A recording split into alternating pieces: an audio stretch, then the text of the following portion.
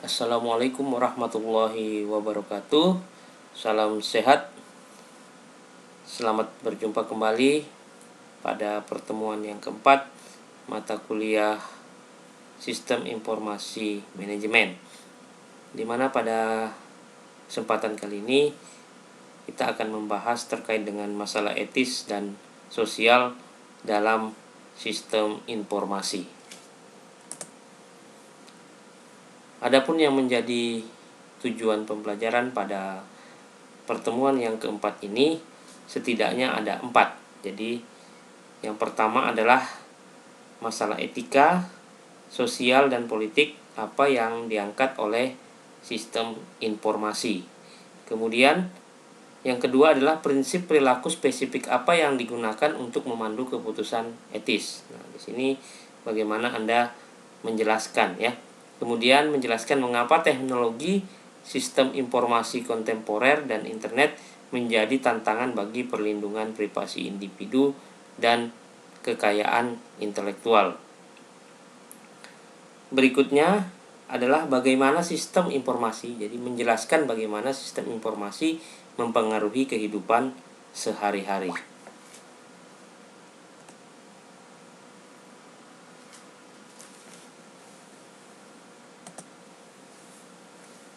Yang pertama terkait dengan memahami masalah etis dan sosial terkait sistem. Ya, sebelum berbicara lebih jauh, ini ada satu contoh kasus terbaru ya, dari penilaian etis yang gagal dalam bisnis. Itu ada Barclays Bank dan GlaxoSmithKline ya. Nah, dalam banyak hal sistem informasi digunakan untuk mengubur keputusan dari pengawasan publik. Nah, apa sih sebenarnya etika? Jadi etika itu adalah prinsip benar dan salah. Jadi ada benar dan ada salah yang digunakan individu yang bertindak sebagai agen moral bebas untuk membuat pilihan guna memandu perilaku mereka. Nah, itu yang dimaksud dengan etika. Nah, kaitannya dengan sistem informasi dan etika bahwa sistem informasi memunculkan pertanyaan etika baru karena menciptakan peluang untuk perubahan sosial yang lebih intens, mengancam distribusi kekuasaan, uang, hak, dan kewajiban yang ada. Nah, bagaimana juga nanti sistem informasi tentu akan memunculkan jenis-jenis kejahatan yang baru. Masih terkait dengan pemahaman masalah etis dan sosial terkait dengan sistem. Nah, jadi sebuah model untuk berpikir tentang masalah etika, sosial, dan politik. Jadi bahwa saat ini itu jika diibaratkan itu masyarakat sebagai kolam yang tenang. Nah, ini sebuah persepsi ya. Kemudian informasi teknologi ya, teknologi informasi itu seperti batu yang jatuh ke kolam tersebut gitu ya. Kemudian menciptakan riak, menciptakan situasi baru yang tidak tercakup oleh aturan lama. Nah, karena riaknya itu akan kemana-mana gitu ya. Nah, institusi sosial dan politik tidak dapat menanggapi riak ini dalam semalam atau tidak bisa selesai gitu ya, karena tadi. Nah, mungkin perlu waktu bertahun-tahun untuk mengembangkan etika, ekspektasi, bahkan hukum gitu ya. Nah, jadi membutuhkan pemahaman tentang etika itu poinnya adalah untuk membuat pilihan di wilayah abu-abu hukum. Nah, contoh saat ini kalau kita kaitkan dengan di Indonesia ya, Indonesia sudah memiliki undang-undang ITE gitu ya. Nah, itu salah satu contoh ya. Ya, salah satu contoh mengatur terkait dengan masalah etika-etika gitu ya, masalah etika dalam teknologi informasi gitu ya.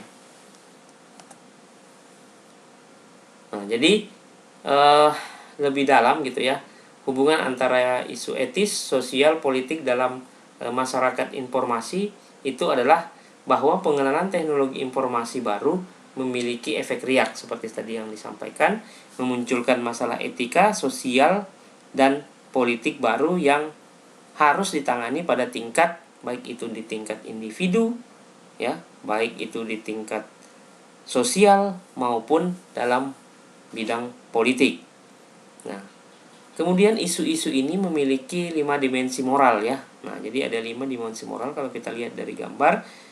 Itu adalah hak dan kewajiban informasi ya.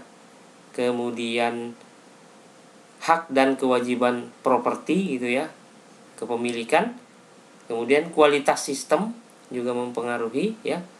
Kualitas hidup atau quality of life. Kemudian akuntabilitas dan kontrol.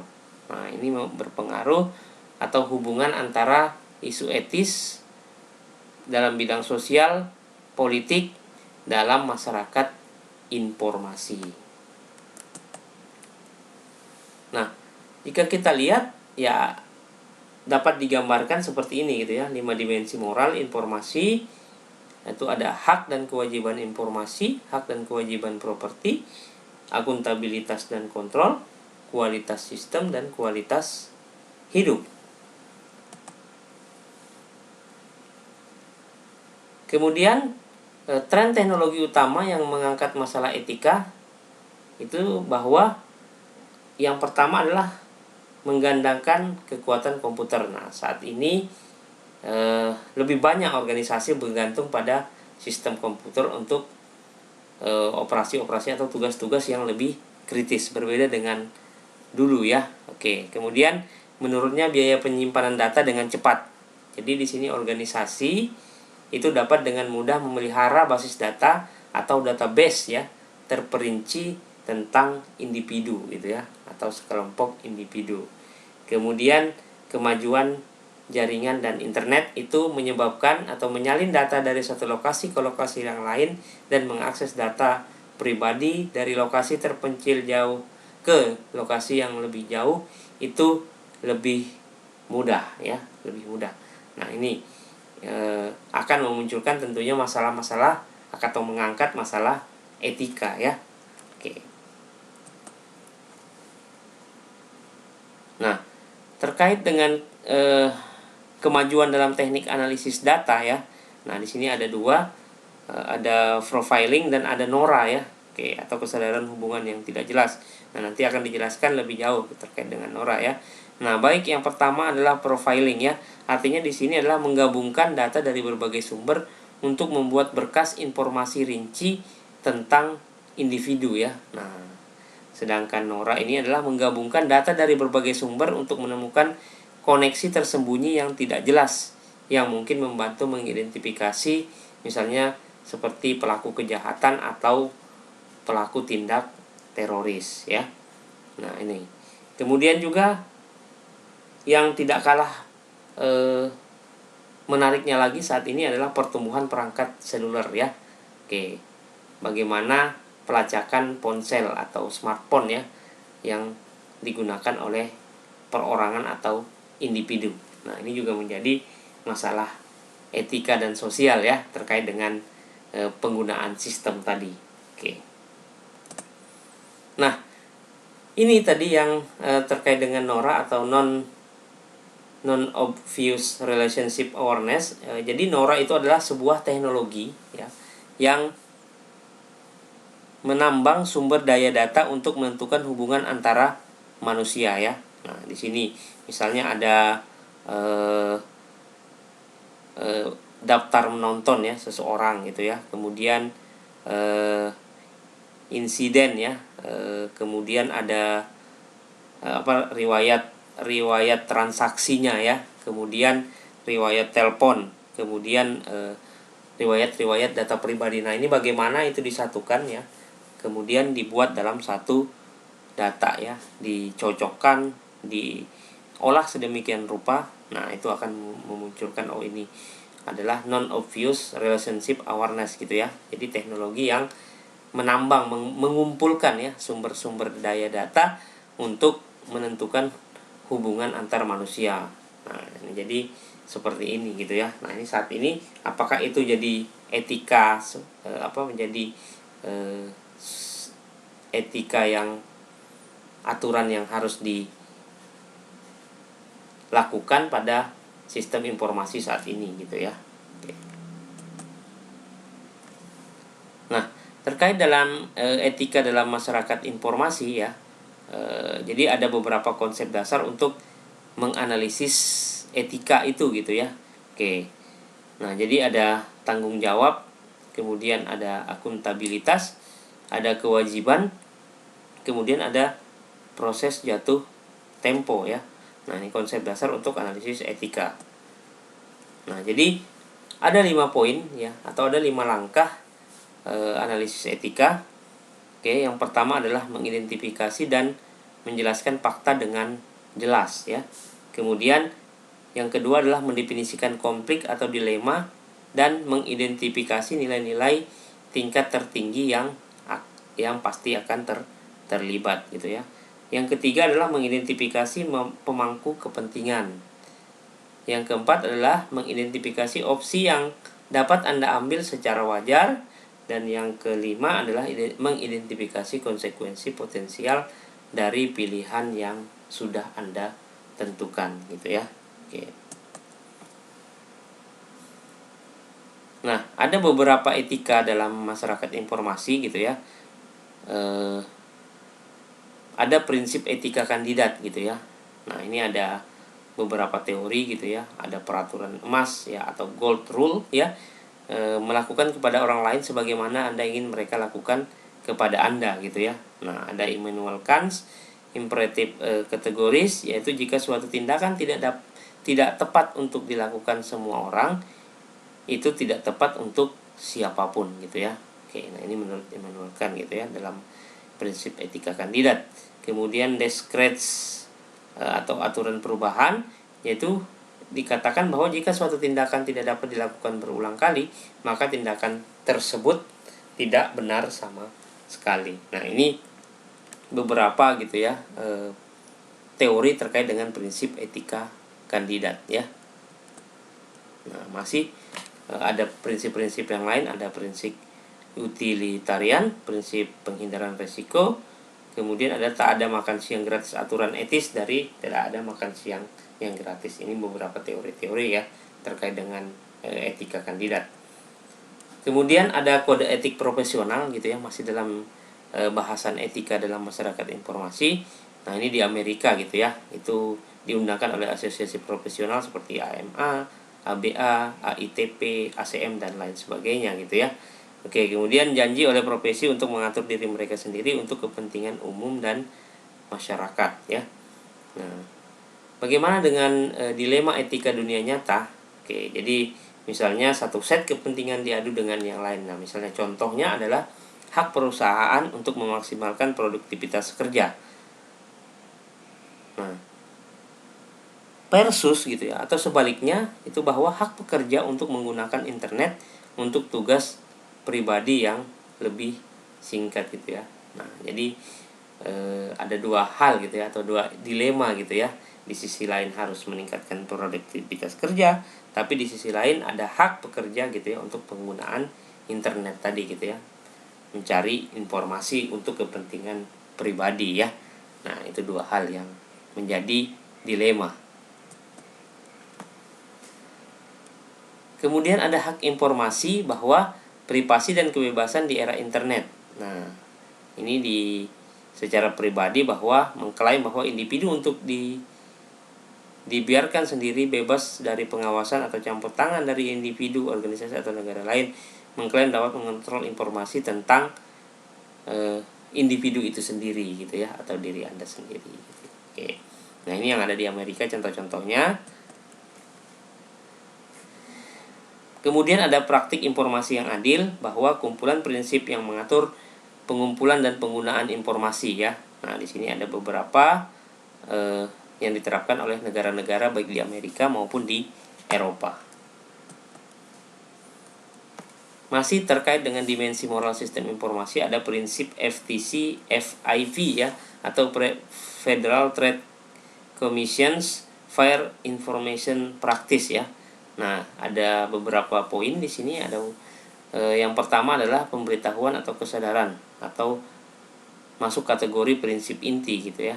Jadi apabila memiliki satu situs web gitu, harus mengungkapkan praktik sebelum mengumpulkan data. Jadi di sini cross check gitu ya. Ya, harus ada cross check apakah sudah sesuai atau belum gitu ya. Kemudian pemilihan atau persetujuan itu adalah konsumen harus dapat memilih bagaimana informasi digunakan untuk tujuan yang tidak terlalu penting atau nomor 2 gitu ya, atau sekunder.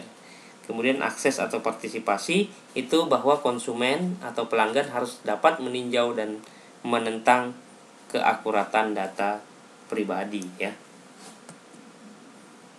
Nah, masih dalam prinsip FTC VIP itu ada keamanan dan tentunya ada pelaksanaan ya, yang harus ada mekanisme untuk mengajukan prinsip FIV ya. Nah, ini contoh gitu ya di Eropa tentang perlindungan data. Nah, kalau kita berbicara di Indonesia saat ini juga sudah ada gitu ya, terkait dengan misalnya Undang-Undang ITE.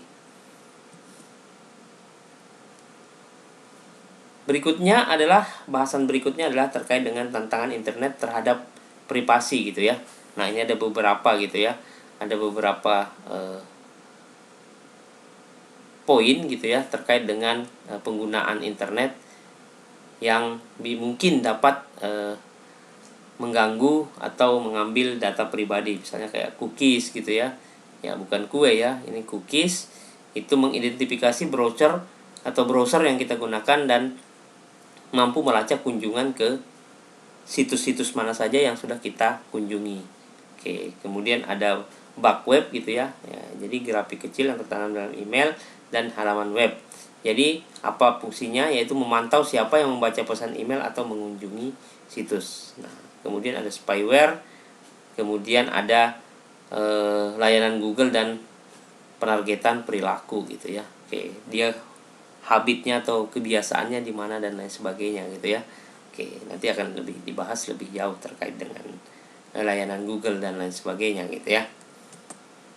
Oke, nah ini salah satu gitu ya. Oke, jadi tadi dari beberapa gangguan seperti spyware dan lain sebagainya gitu ya, ada ini cookies gitu ya, bagaimana proses cookies itu cookie itu bekerja gitu ya. Nah, ini ada mengambil data-data gitu ya, dan menyimpannya gitu ya, yang bisa juga orang lain bisa mengakses gitu ya. Nah, ini sama tadi kalau tadi di Eropa, ini adalah Amerika Serikat gitu ya. Oke. Nah, masih terkait dengan dimensi moral sistem informasi, apa sih sebenarnya yang harus kita lakukan? Ya, tentunya ada solusi-solusi teknis. Nah, oke, ada mengenkripsi email gitu ya, atau mengenkripsi, mengunci gitu ya. Kemudian alat-alat anonimitas gitu ya. Anonim ini tidak memiliki nama gitu ya. Jadi kita tidak tahu gitu ya, atau tidak data-data kita itu tidak tershare gitu, dianggap kita sebagai anonim atau orang yang tidak dikenal gitu ya. Kemudian ada alat anti spyware gitu ya. Kemudian ada fitur browser yang jika ingin browser itu dengan settingan atau setelan pribadi, jadi tidak bisa dilihat oleh orang lain, atau misalnya jangan dilacak gitu ya. Nah, jangan melacak atau jangan pilihannya gitu ya. Nah, itu jadi secara keseluruhan itu ada sedikit sekali solusi teknis yang mana itu terkait dengan dimensi moral sistem informasi ya. Oke. Nah, ini ada sesi diskusi gitu ya. Nah, nanti ini coba kita akan diskusikan pada kelas LMS ya, dalam hal ini di aplikasi Bell ya. Oke. Kemudian masih terkait dengan dimensi moral sistem informasi, ada yang namanya haki ya, hak kekayaan intelektual gitu ya. AI adalah kekayaan tidak berwujud dalam bentuk apapun yang dibuat oleh individu atau perusahaan gitu ya. Nah, ini ada 3 cara melindungi haki atau kekayaan intelektual, ada rahasia dagang, hak cipta, dan hak paten ya. Oke, nah ini kaitannya dengan perlindungan sebenarnya ya. Oke. Nah, ada beberapa juga tantangan terhadap haki ini gitu ya. Oke, nah jadi ada misalnya dalam media digital gitu ya, itu tentunya akan berbeda dengan media fisik ya, misalnya seperti buku.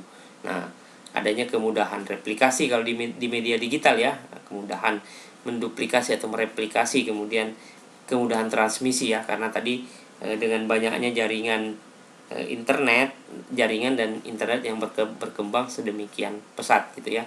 Kemudian kesulitan dalam mengklasifikasikan perangkat lunak gitu ya, karena sudah banyaknya beberapa software yang bermunculan saat ini. Kemudian ada kekompakan dan ada kesulitan dalam membangun keunikan gitu ya. Nah, ini beberapa tantangan. Kemudian ada DMCA gitu ya, atau Digital Millennium Copyright Act ya, ialah menjadikannya ilegal untuk menghindari perlindungan berbasis teknologi dari materi berhak cipta ya, ada namanya di MCA.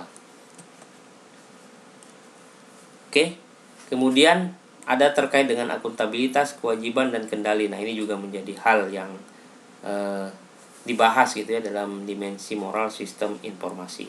Jadi silahkan Anda lihat gitu ya, terkait dengan misalnya masalah tanggung jawab dalam penggunaan komputer gitu ya. Nah, ini ada. Kemudian ada kualitas sistem ya, masih dalam dimensi moral sistem informasi, bagaimana kualitas data dan kesalahan sebuah sistem. Nah, namanya buatan manusia biasanya pasti tidak terlepas dari yang namanya ada kesalahan-kesalahan dalam sistem ya. Oke. Nah, ini ada beberapa penjelasannya terkait dengan kualitas sistem. Kemudian juga selain kualitas sistem juga kualitas hidup ya. Nah, dalam hal ini kesetaraan, kemudian hak akses dan juga batasan-batasan apa saja yang boleh diakses atau apa saja yang boleh dilihat atau tidak boleh gitu ya. Nah, itu ada. Oke. Nah, tentunya akan menimbulkan konsekuensi sosial negatif dari sistem itu sendiri gitu ya. Oke. Kemudian memunculkan juga tentunya adalah kejahatan dan penyalahgunaan komputer, di mana bahwa kejahatan komputer itu ialah suatu tindakan ilegal melalui penggunaan komputer atau terhadap sistem komputer yang dapat menjadi objek atau alat kejahatan yang dimaksud gitu ya. Oke, nah ini ada beberapa terkait juga dengan selain kejahatan dalam penyalahgunaan komputer, ada pekerjaan, kemudian ada kesetaraan dan akses ya, atau kesenjangan digital. Biasanya kelompok etnis dan pendapatan tertentu, ini contoh di Amerika gitu ya, itu cenderung tidak memiliki komputer atau akses internet gitu ya. Nah, ini mungkin kurang lebih sama dengan di Indonesia ya. Nah,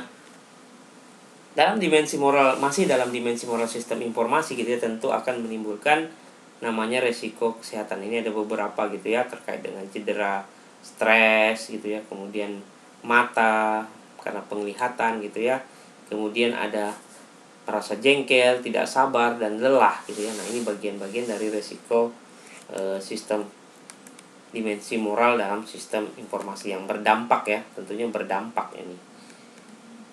Nah, kemudian ini juga ada topik diskusi gitu ya. Oke, topik diskusi ya mungkin nanti akan coba dibahas bersama-sama gitu ya. Oke. Nah, baik, mungkin itu terkait dengan materi kita pada pertemuan minggu yang keempat ini. Saya ingatkan juga kepada Anda semua untuk selalu tetap menjaga kesehatan, tetap patuhi protokol kesehatan, tentunya 5M gitu ya. Dan silahkan untuk belajar gitu ya, tetap untuk semangat dalam belajar. Dan saya akhiri, billahi taufiq wal hidayah. Wassalamualaikum warahmatullahi wabarakatuh.